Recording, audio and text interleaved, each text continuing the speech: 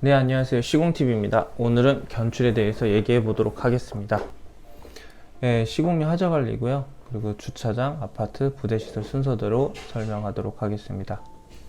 네, 시공미 하자관리, 견출과 수지미장입니다. 네, 첫 번째로 지하주차장이에요. 이 지하주차장 같은 경우에는 보통 도장 마감이죠. 근데 이제 이런 식으로 보시면 여기는 도장 마감이에요. 기둥과 벽면은 도장 마감이기 때문에 견출을 할 거예요. 근데 이 윗부분은 펄라이트 폼칠이에요. 두께는 6T. 그래서 견출이 없어도 견출에서 커버할 수 있는 그런 요철이나 뭐 면처리 같은 경우에는 지금 펄라이트에서 커버가 다 되기 때문에 올 견출을 하지 않습니다. 그래서 이제 견출을 보시면 이렇게 이 밑면은 다 올 견출, 그래서 도장 마감이고요. 여기는 펄라이트 뿜칠을 하게 되는 겁니다. 네, 지금 사진은 저수조예요. 지하 2층에 있는 주장인데, 저수조 같은 경우는 지하 1층과 지하 2층이 통으로 해서 대공간처럼 되어 있죠. 그래서 이 부분은 지금 여기 보를 견출하는 사진이에요. 근데 보를 견출하는 있는 부분인데, 옛날에는 이 부분 이제 보와 천정 부분을 공사하기가 힘드니까 펄라이트 폼칠을 다 했어요. 근데 저수조라는 것 때문에 이제 저수조 탱크 위에 먼지가 떨어진다는 이유로 요즘에는 견출만 하든지 아니면 견출하고 도장까지 하는 추세입니다. 그리고 요거는 지금 저수조에 이제 BTB계를 놓고 이제 글라인딩 작업을 하는 작업이에요. 지금 요게 지하 1층 부분이에요. 그래서 지금 보를 보시면 보 라인이 이런 식으로 됐다가 이렇게 지금 보가 얘가 더 크죠. 그래서 지금 견출 작업자는 임의로 이제 이 보 가장 긴 보 기준으로 이제 견출을 한 건데, 이렇게 하면 작업을 대나웃을 냈어요. 그래서 이 부분 이 퍼티를 한 번 더 하고 글라인디어랑 그리고 견출을 더시 시키려고 이제 대나웃을 낸 상태고, 요거는 이제 작업을 해서 견출을 더 올려서 작업해야 됩니다. 그래서 견출을 시키려면 애초에 이제 작업짓을 낼 때 이렇게 작업을 할 수 있게 해야 돼요. 그래서 여기는 도장 마감, 여기는 펄라이트 뿜칠, 이렇게 해야 됩니다. 네, 이제 다음 사진은 이것도 지하 1층 사진이에요. 그래서 이제 T지보죠. 이제 요런 보가 나오는 부분이 이제 견출하기가 애매한데, 이쪽 끝에서 보면 이렇게 돼서 여기서 올라가서 이런 식으로 맞춰서 여기서 다시 올라가서 이렇게 맞춰서 이렇게 내려와서 이 보에 맞춰서 이렇게 견출을 해야 돼요. 그래서 이 부분도 이제 작업자가 작업 편의상 이 큰 보에 맞춰갖고 견출을 한 거예요. 그래서 이거는 작업을 대나웃내서 요 윗부분까지 견출을 작업하라고 작업 지시를 내렸습니다. 그래서 이 부분은 도장, 그리고 이 부분은 펄라이트 뿜칠을 하게 되겠죠. 이제 개념도를 보면 이렇게 돼서 여기는 올 견출, 도장 마감, 여기는 펄라이트 뿜칠, 이렇게 작업을 하게 됩니다. 네, 이 부분은 아파트 외벽이에요. 근데 아파트 외벽에 초벌을 한 상태인데, 견출했을 땐 보이지 않던 면들이 이제 거친 면들이 보이는 거예요. 요렇게 이런 식으로 이렇게. 그래서 이런 면들을 애초에 잘 관리를 하려면 이렇게 깽폼 같은 경우에 이제 콘크리트 페이스트가 묻어 있어요. 그리고 이제 그 면기가 이렇게 떨어지고 페이스트가 붙고 이런 거를 관리를 철저히 해야 돼요. 그래서 뭐 철근 검측을 받으러 갔을 때 이런 게 있으면 바로바로 이제 작업자들한테 품질 관리를 이제 좋게 해야 돼요. 그리고 이제 여기가 지금 줄눈 부분인데 콘크리트 이음 부분, 여기도 콘크리트 페이스트가 많이 묻어 있어요. 여기 창호 주위에도 그렇고, 요것도 이제 콘크리트 타설하고 위층에 깽폼을 올렸을 때 이런 것도 다 헤라로 긁게 해서 콘크리트 품질이 잘 나오게 해야 됩니다. 이렇게 깽폼이 세팅되고 이 밑에 이제 견출 작업 범위예요. 이렇게 그러면 1층, 2층, 3층이에요. 그래서 3층을 보시면 이렇게 사람이 여기서 철근 작업하고 형틀대고 요런 알폼을 대고 해서 이렇게 작업을 해요. 그러면 이 밑에 이 작업을 할 동안은 이쪽은 견출 작업을 못 하잖아요. 그 밑에 층 2층이랑 견출 작업을 하고, 그리고 깽폼을 또 올리면 그 밑에 미비한 부분을 이 밑에 가장 낮은 깽폼에서 작업을 합니다. 네, 이 부분은 깽폼 작업하고 이제 도장까지 다 했는데도 이제 면이 거친 면이 보이는 부분이에요. 근데 이제 사람이 이렇게 있죠, 엘리베이터 홀에. 그럼 이제 이렇게 보는 거예요.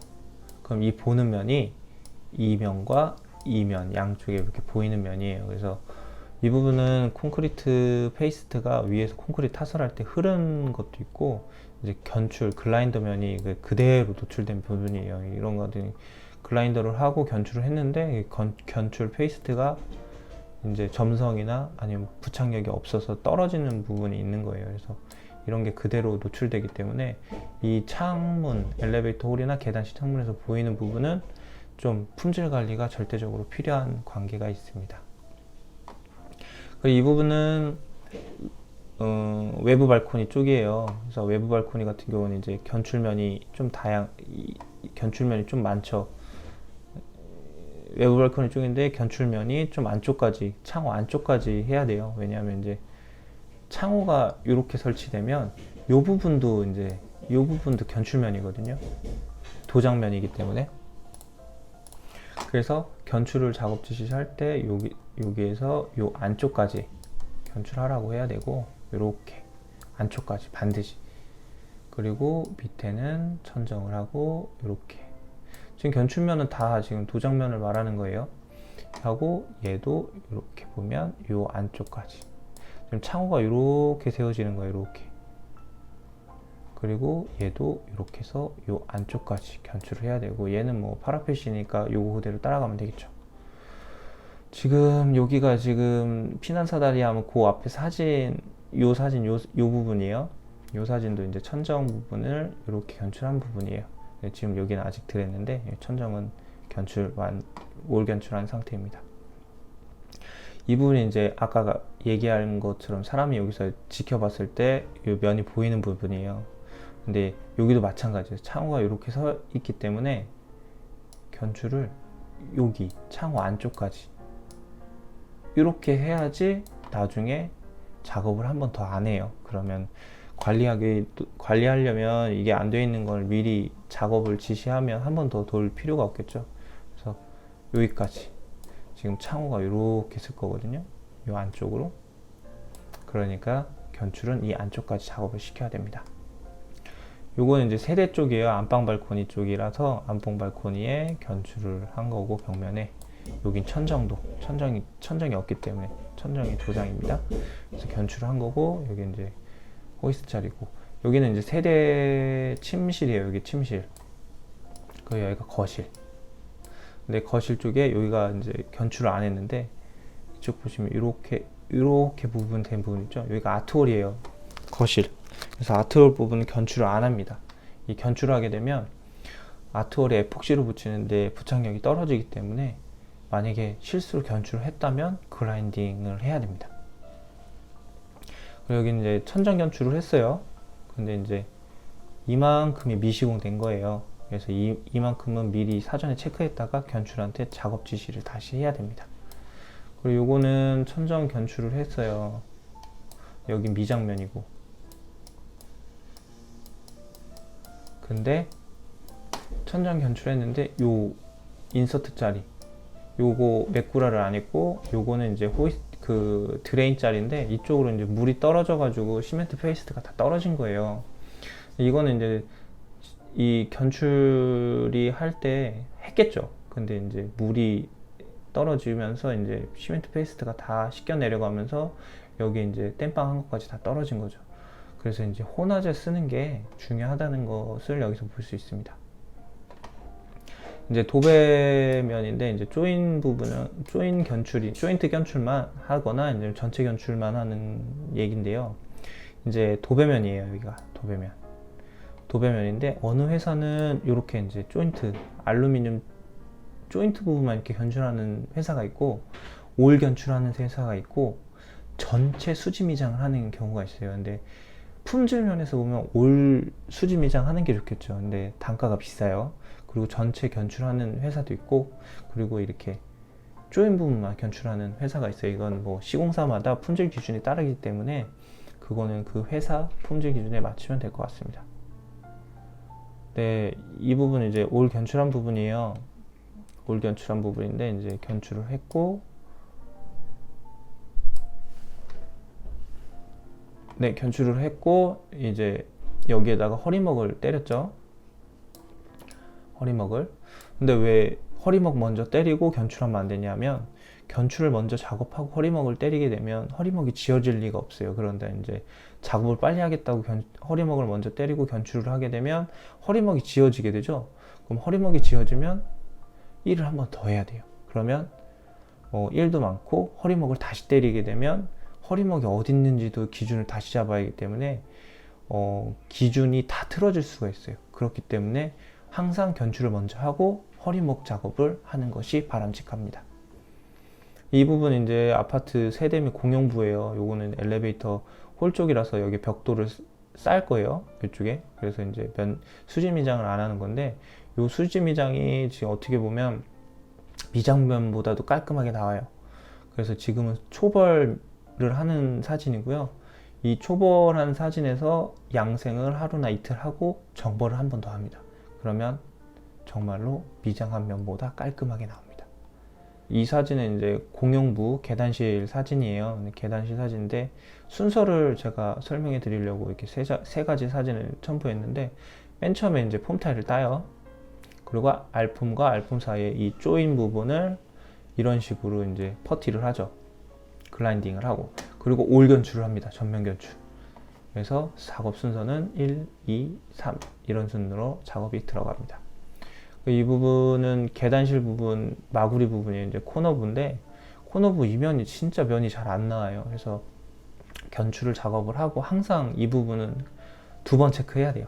그래서 이 타일 붙이고 나서 미장을 하고 견출을 한 번 더 작업시켜서 면이 깔끔하게 나올 수 있게 작업 지시를 해야 됩니다. 그래야지 이제 무늬 코트를 이렇게 뿌리면 깔끔하게 나와요. 근데 단지 요거는 이제 견출에서 조금 놓친 부분이 없지 않아 있는 것 같아요.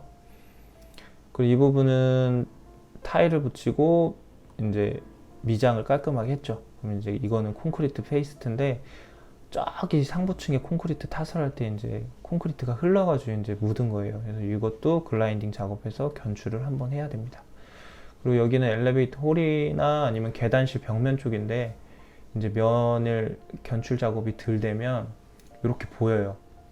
근데 이거를 이제 도장에서 퍼티를 한번 하고 했으면 좋았을 텐데, 작업이 바쁘다 보니까 이 상태에서 그대로 무늬 코트를 뿌렸어요. 그랬더니 그대로 티가 나는 겁니다. 그래서 견출은 도장 전에 품질 관리를 철저히 해야 된다, 이거 말씀드리고 싶습니다. 그리고 이 부분은 부대 시설이에요. 부대 시설은 알폼을 사용하는 게 아니라 이제 유로폼을 사용하잖아요. 그래서 유로폼을 사용하면 알폼보다 면이 더 거칠어요. 그래서 이렇게 줄 부분이 있고 뭐 울룩불룩한 부분이 있고, 이 특히 콘센트 주변에는 면이 잘 안 나와요. 그래서 유로폼을 할 때는 더 신경을 써야 되고, 그래서 견출을 하고 나서는 제 개인적인 소견으로는 도장할 때 도장 초벌하고 퍼티를 한 번 더 매기고 그리고 정벌하는 게 깔끔하지 않을까 생각됩니다. 그리고 이제 샵도면입니다.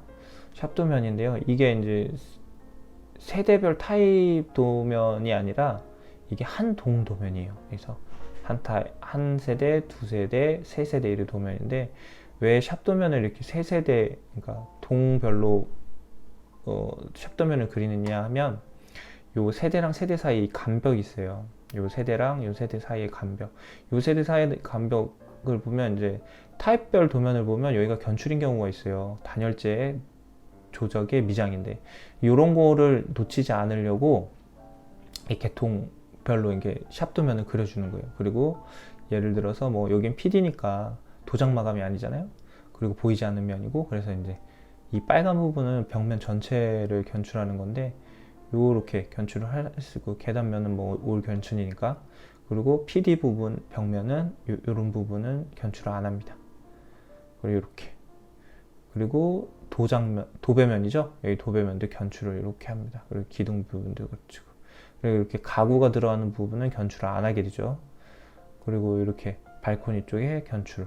그리고 파란색 부분은 뭐 색깔을 달리한 건 이제 파라펫이라고 표현한 거예요. 벽면을 전체 하지 않고 이제 파라펫만 하면 된다 이렇게 표시한 건데, 이런 거는 좀 참조했으면 좋겠습니다. 그리고 문제는 도배면과 도장면은 견출을 하고 가구면이나 아니면 단열재 조정면이 들어가는 부분은 견출을 안 해도 됩니다. 네, 이 부분은 이제 안전에 관련해서 좀 얘기하려고 팁을 드리려고 이제 첨부했어요. 근데 저희가 안전 공사를 하다 보면 안전 이제 수직 보호망을 이렇게 걸잖아요. 사람이 이쪽으로 못 안 떨어지게 하려고.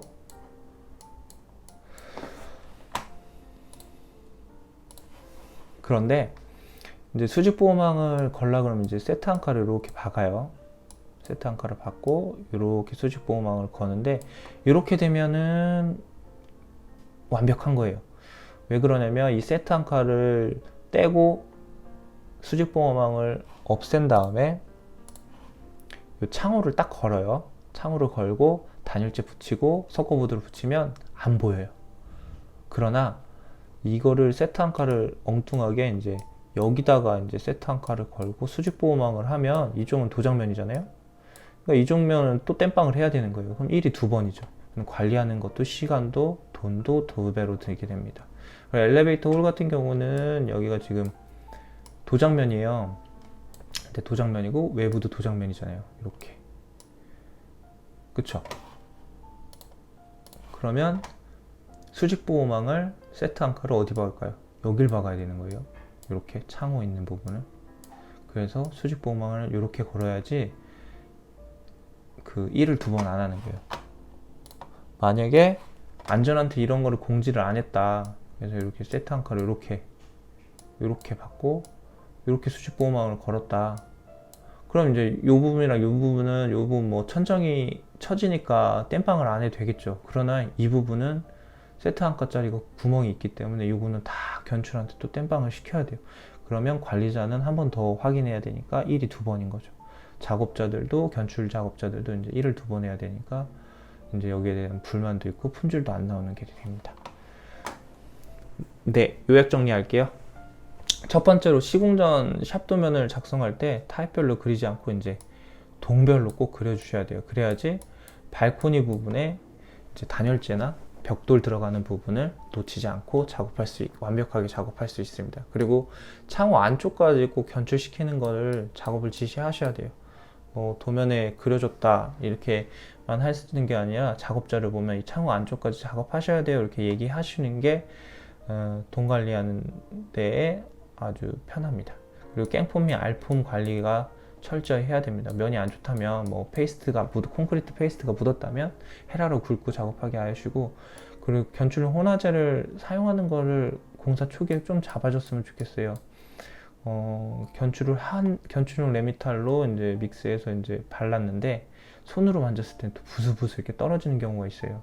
그런 거 이제 혼화제가 한 70g, 뭐 40g 이 정도예요. 시멘트, 그러니까 견출용 레미탈 시멘트가 40kg이잖아요. 그 중에 한 포나 두 포 들어가는데 그거 안 넣은 것 때문에 품질 차이가 확연히 드러납니다. 그리고 영하 5도에서는 작업을 좀 자제했으면 해요. 영하 5도가 떨어지면 그 견출용 레미탈에 혼화제를 섞는다 해도 그게 떨어집니다. 그리고 특히 근데 어쩔 수 없이 외부 작업은 깽폼을 올리고 콘크리트를 타설하기 때문에 이제 그거에 맞춰서 공정을 맞춰야 하기 때문에 뭐 이거는 어쩔 수 없는 상황이지만, 이 내부 작업에서는 영하 5도에서는 작업을 자제했으면 좋겠습니다. 네, 이상 견출에 대해서 마치도록 하겠습니다.